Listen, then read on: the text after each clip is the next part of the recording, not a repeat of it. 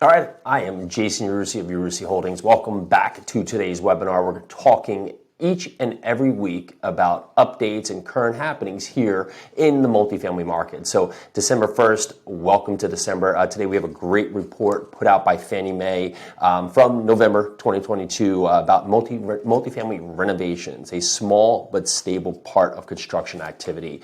This is a great report. Just gives us a lot of detail about what's happening in the market and how it's trending and how we're seeing it today, especially with the impacts that we're seeing from supply chain issues, costs of construction, and just our overall need of housing. So a lot of this is focused on multifamily construction projects and just the categories they come in and the impact these categories have across the multifamily sector. So typically we have three categories: new construction, renovation only, and addition. So the new construction is the largest category by far, with renovations representing just less than a third of all construction projects annually. And in 2021, renovation represented about 24% of all construction projects, totaling just under $3 billion. So huge number right there. But just in terms of housing and units, we're still seeing the big impact for the amount of dollars spent on the new construction element. That is, if we go back and distinguish between multifamily and apartment and condominium construction prior to the end of the Great Recession, which was 2009, the number of multifamily renovation projects averaged just about 350 a year. So if you think about it today, that really doesn't sound like that many, and I was shocked to hear that number. So it just really shows you what was happening in the past leading up to, of course, what happened in 2007 all the way up through 2009. And this number just represented just under 15% of all multifamily construction projects annually. Now, interestingly enough, while banks pulled back from construction lending during this time, right? So we saw a lot of developers get really burned, and banks did not want to be holding the bag, especially in an unpredictable time. We're even seeing some of this today where banks don't want to put out money with a project that may take a ton of dollars that are uncertain, right, to build the project in an inflationary environment where supply chain issues are taking costs up to a dramatic level, and it may take anywhere from 18 to 36 months to put the project on. So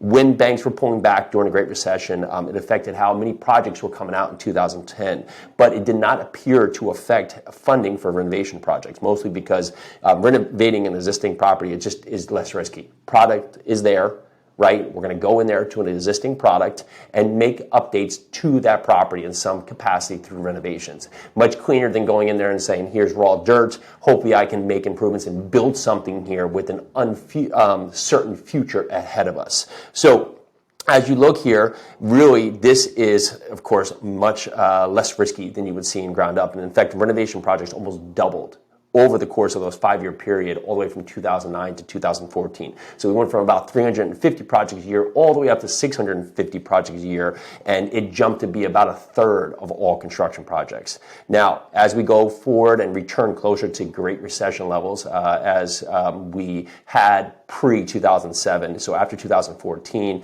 all types of housing was needed, right? So, and it really was a big uptick for the need of more rental apartments. So new multifamily construction really just rebounded. Renovation projects overboard across over 1,200 projects annually. So that number started to make a lot more sense, right? And so this was about 1/4 of all multifamily construction projects. And so as we saw, and as we see today, just how aggressive this market is, all the way back, 2009, only 350 projects a year, and now we've had about 4 times that, starting when we really just ramped up in about 2014. So over the course of the past 20 years, we have an estimated 14,100 multifamily apartment renovation projects have been completed. That represents about 21% of all completed multifamily apartment construction projects.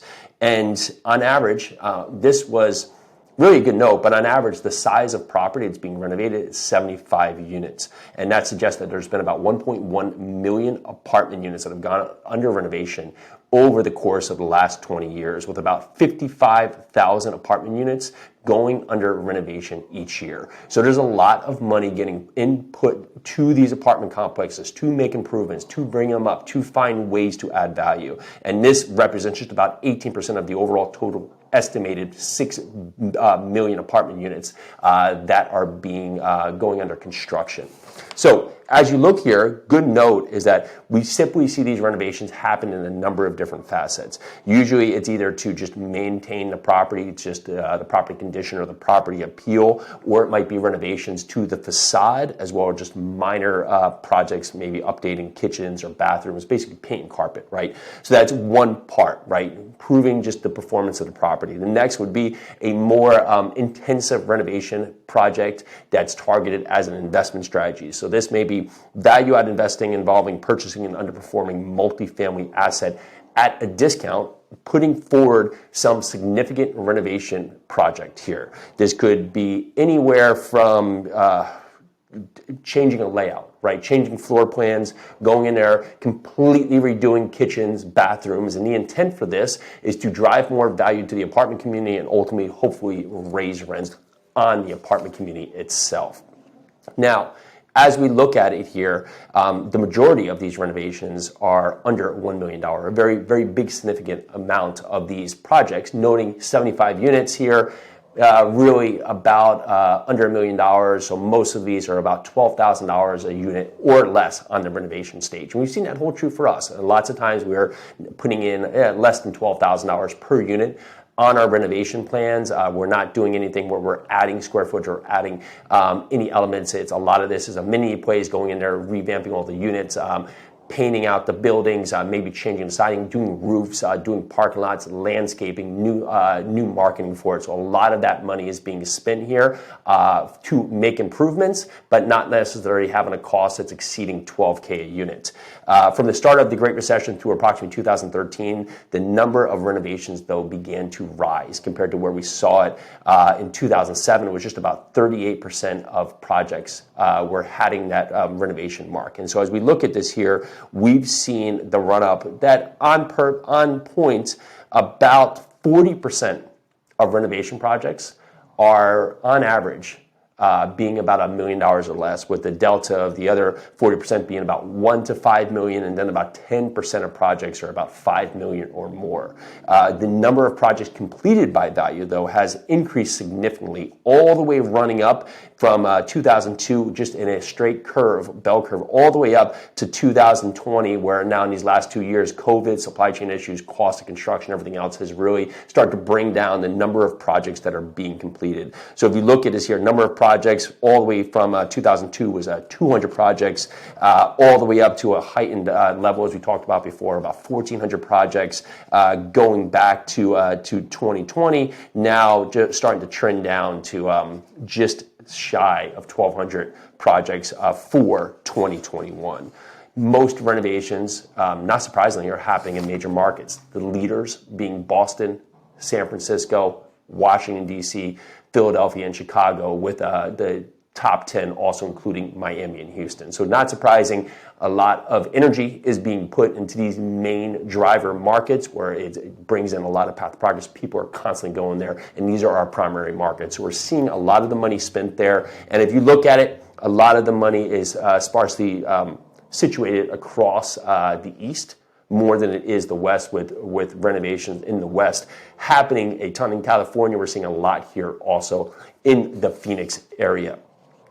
Now, if we look at the cost of renovations trending downward in 2021, it had increased steadily since 2010 and soared to an estimated $2.7 billion in 2020 before declining all the way down to $2 billion in renovation dollars in 2021. So not surprising, everything we're seeing here with rising rates, pullback on lending, cost of construction, hard to get labor, hard to get materials, all of that is making sense why we're seeing this downtick in the amount of dollars being spent and the number of projects being completed in the last 2 years. So multifamily renovation projects are staying consistent.